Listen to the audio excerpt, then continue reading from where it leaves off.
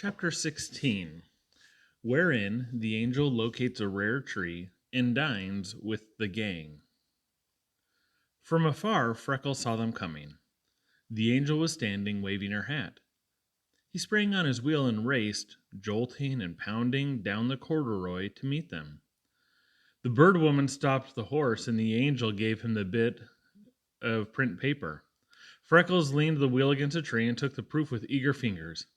He never before had seen a study from any of his chickens. He stood staring. When he turned his face toward them, it was transfigured with delight. "You see," he exclaimed, and began gazing again. "Oh, me little chicken," he cried. "Oh, me elegant little chicken. I'd be giving all me money in the bank for you." Then he thought of the angel's muff and Mrs. Duncan's hat and added, "Or at least all but what I'm needing bad for something else. Would you mind stopping at the cabin a minute and showing this to Mother Duncan?" he asked. "Give me that little book in your pocket," said the bird woman. She folded the outer edges of the proof so that it would fit into the book, explaining as she did so its perishable nature in that state. Freckles went hurrying ahead, and they arrived in time to see Mrs. Duncan gazing as if awestruck, and to hear her bewildered, "Will I be drawed on?"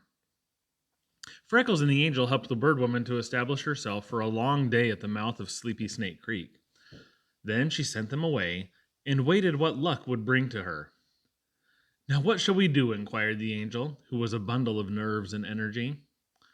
"Would you like to go to my room a while?" asked Freckles. "If you don't care to very much, I'd rather not," said the angel. "I'll tell you. Let's go help Mrs. Duncan get dinner and play with the baby. I love a nice, clean baby." They started toward the cabin. Every few minutes they stopped to investigate something or to chatter over some natural history wonder. The angel had quick eyes. She seemed to see everything, but Freckles were even quicker, for life itself had depended on their sharpness ever since the beginning of his work at the swamp. They saw it at the same time. "Looks as if someone had been making a flagpole," said the angel, running the toe of her shoe around the small stump. "Evidently made that season." "Freckles, what would anyone cut a tree as small as that for?" "I don't know," said Freckles. "Well, but I want to know," said the angel. "No one came away here and cut it just for fun. They've taken it away. Let's go back and look if we can find it anywhere around there." She turned, retraced her footsteps, and began eagerly searching. Freckles did the same. "There it is!" he exclaimed at last, leaning just as naturally against the trunk of that big maple. "Yes, and leaning there has killed the patch of bark," said the angel. "See how dried it appears?" Freckles stared at her. "Angel," he shouted, "I bet you it's a marked tree." "Course it is," cried the angel. "No one would cut that sapling and carry it away there and lean it up for nothing. I'll tell you, this is one of Jack's marked trees. He's climbed up there above anyone's head, peeled the bark, and cut into the grain enough to be sure. Then he's laid the bark back and fastened it with that pole to mark it. You see, there's a lot of other big maples close round it. Can you climb to that place?" "Yes," said Freckles. "If I take off my wading boots, I can." "Then take them off," said the angel, "and do hurry. Can't you see that I am almost crazy to know if this tree is a marked one?" They pushed the sapling over, and a piece of bark as big as the crown of Freckles' hat fell away. "I believe it looks kind of nubby," encouraged the angel, backing away, with her face all screwed into a twist in an effort to intensify her vision. Freckles reached the opening and then slid rapidly to the ground. He was almost breathless, and his eyes were flashing. The bark's been cut clean with a knife, the sap scraped away, and a big chip taken out deep. The trunk is the twistiest thing you ever saw. It's full of eyes as a bird is of feathers." The angel was dancing and shaking his hand. "Oh, Freckles," she cried, "I'm so delighted that you found it." "But I didn't," said the astonished Freckles. "That tree isn't my find. It's yours. I forgot it and was going on, and you wouldn't give up and kept talking about it and turned back. You found it." "You'd best be looking after your reputation for truth and veracity," said the angel. "You know you saw that sapling first." "Yes, after you took me back and sent me looking for it," scoffed Freckles. The clear, ringing echo of strongly swung axes came crashing through the Limberlost. "'Tis the gang!" shouted Freckles. "They're clearing a place to make the camp. Let's go help." "Hadn't we better mark that tree again?" cautioned the angel. "It's away in here. There's such a lot of them, and all so much alike. We'd feel good and green if we'd find it and then lose it. Freckles lifted the sapling to replace it, but the angel motioned him away. Get out your hatchet, she said. I predict this is the most valuable tree in the swamp. You found it. I'm going to play that you're my knight. Now, you nail my colors on it. She reached up and, pulling a blue bow from her hair, untied it and doubled it against the tree. Freckles turned his eyes from her and managed the fastening with shaking fingers. The angel had called him her knight. Dear Lord, how he loved her. She must not see his face, or surely her quick eyes would read what he was fighting to hide. He did not dare lay his lips on that ribbon then, but at night he would return to it. When they had gone a little distance, they both looked back, and the morning breeze set the bit of blue waving them a farewell. They swung along at a good pace. I am sorry about scaring the birds, said the angel, but it's almost time for them to go anyway. I feel dreadfully over having the swamp ruined, but isn't it a delight to hear the good, honest ring of those axes, instead of straining your ears for stealthy sounds? Isn't it fine to go openly and freely with nothing worse than a snake or a poison vine to fear? Ah, said Freckles with a long breath. It's better than you can dream, Angel. Nobody will ever be guessing some of the things I've been through trying to keep your promise to the boss and to hold out until this day. Then it's come with only one fresh stump and the log from that saved, and this new tree to report. Isn't it grand? Maybe Mr. McLean will be forgetting that stump when he sees this tree, Angel. He can't forget it, said the angel, and in answer to Freckles' startled eyes, she added, because he never had any reason to remember it. He couldn't have done a whit better himself. My father says so. You're all right, Freckles. She reached him her hand, and as two children, they broke into a run when they came closer to the gang. They left the swamp by the west road and followed the trail until they found the men. To the angel, it seemed complete chaos.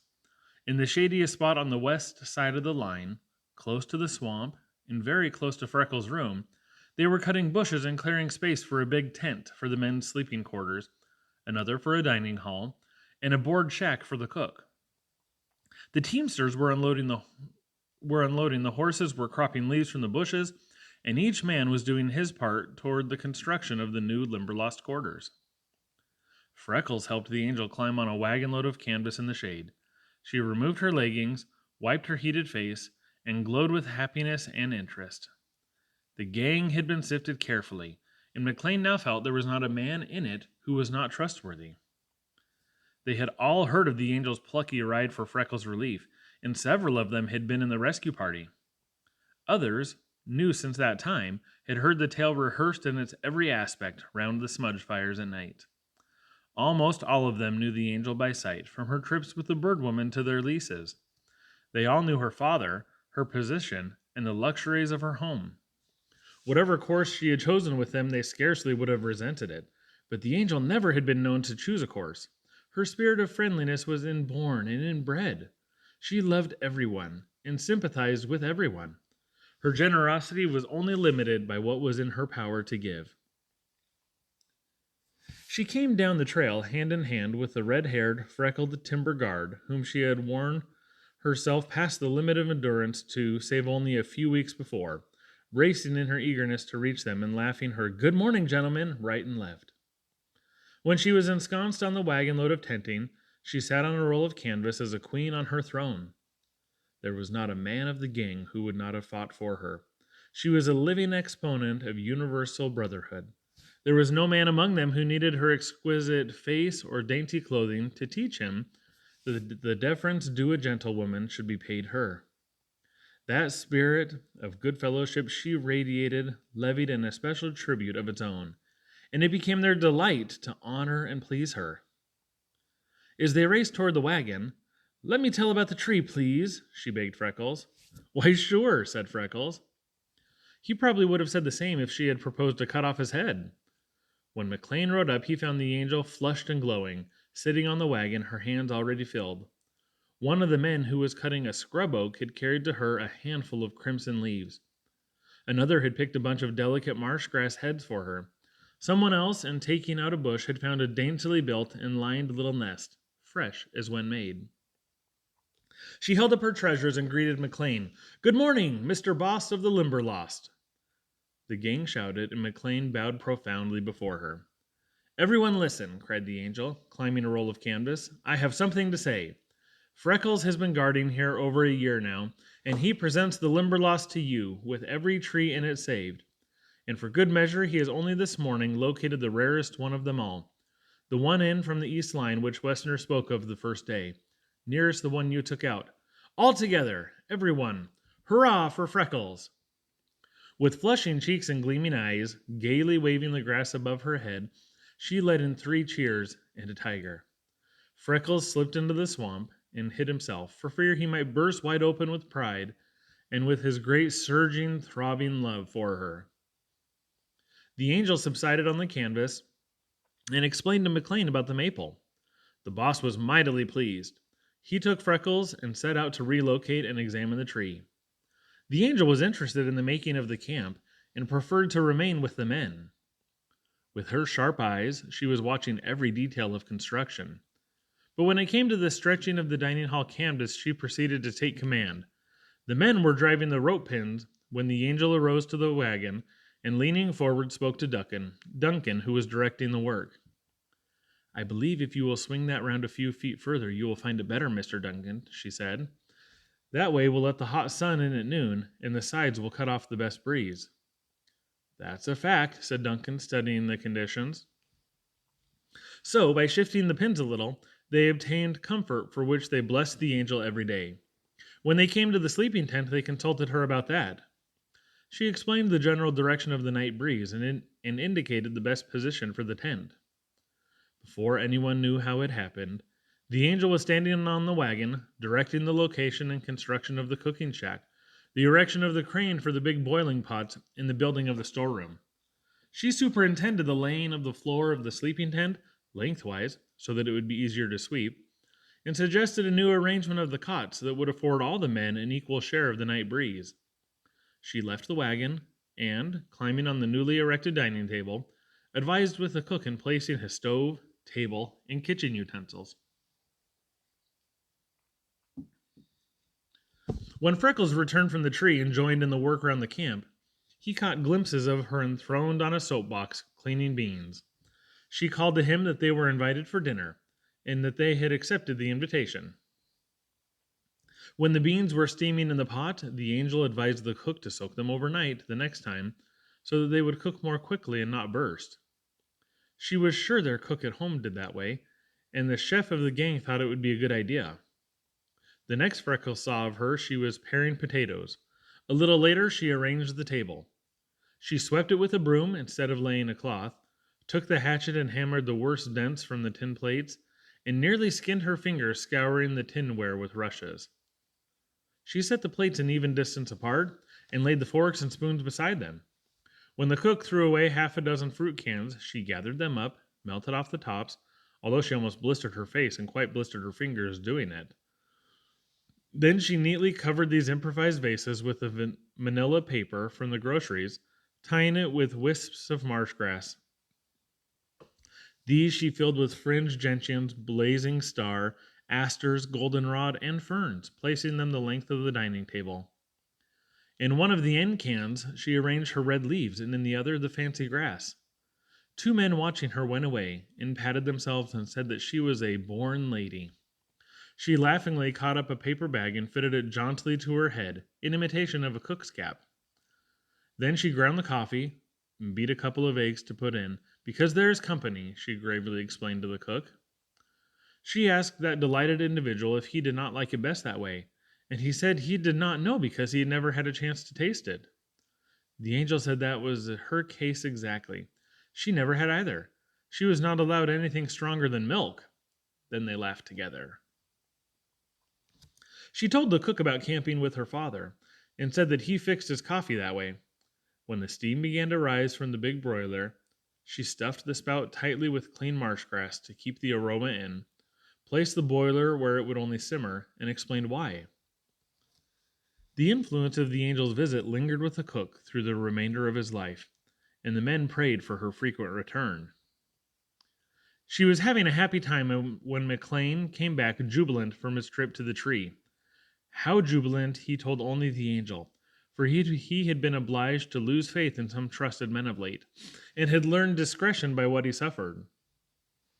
He planned to begin clearing out a road to the tree that same afternoon, and set 2 guards every night, for it promised to be a rare treasure, and he was eager to see it on the way to the mills. "I am coming to see it felled," cried the angel. "I feel a sort of motherly interest in that tree." McLean was highly amused.